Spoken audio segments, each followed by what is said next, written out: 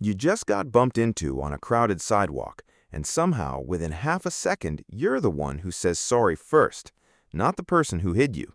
You. Before you even think about it, the word is already out of your mouth. This happens so often you barely notice it anymore. On the subway, in a grocery store aisle, walking through a doorway at the same time as a stranger. Someone's elbow catches your arm, and sorry comes out of both of your mouths at once, sometimes almost in stereo. You didn't plan it, you didn't weigh who was actually at fault, you didn't even finish the thought. The word just fired before your brain caught up with your mouth. It feels automatic, almost involuntary, like a hiccup or a flinch. And that's exactly what makes it worth stopping to ask why.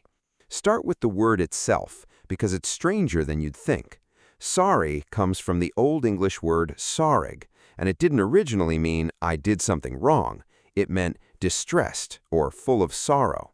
For centuries, saying you were sorry just meant you were in pain, not that you were guilty of causing someone else's pain.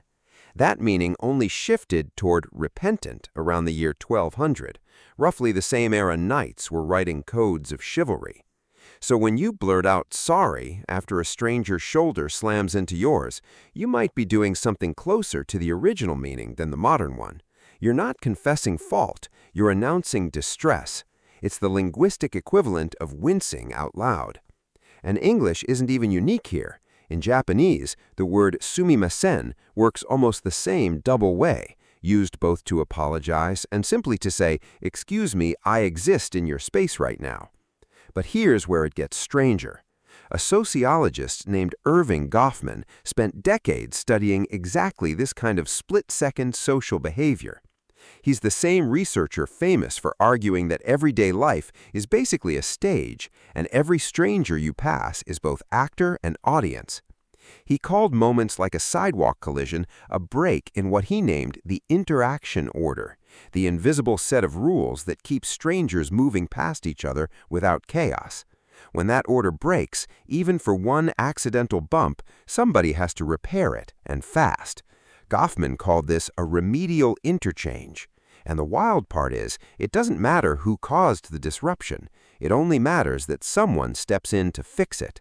Saying sorry isn't a legal admission of guilt. It's social glue, patching the moment back together so both of you can keep walking like nothing happened. That's not even the strangest part. You'd think this reflex would split cleanly along gender lines, since women are famously known for apologizing more. Researchers Karina Schumann and Michael Ross actually tested this back in 2010, and the results flipped the stereotype on its head. Women didn't apologize more often for the same offense. Men and women apologized at almost identical rates once they agreed something deserved an apology. The real difference was in what counted as offensive in the first place. Women's mental bar for "that was worth a sorry" was simply lower. Same reflex, different threshold. Here's the twist nobody expects. In one widely cited UK survey, the average Brit says sorry about 8 times a day. That adds up to roughly 4,380 times a year, which means over a lifetime, that's hundreds of thousands of tiny, automatic repairs. And in that same survey, 88% of people admitted they regularly apologize for things that were never their fault in the first place. Not their mistake, not their bump, not their fault at all. Just a reflex fired off to keep the social peace. The exact same reflex Goffman described decades earlier, still running on autopilot in millions of people every single day. So the next time a stranger's shoulder catches yours and sorry jumps out of your mouth before you've even registered what happened, you're not being weak and you're not admitting blame. You're running a repair ritual that's older than the word itself. So what do you think? Is saying sorry when you're not at fault a habit worth breaking, or is it the glue that keeps crowded cities from falling apart? Tell me in the comments. And if this changed how you'll hear your own next sorry, hit like and subscribe for more of the psychology hiding in plain sight.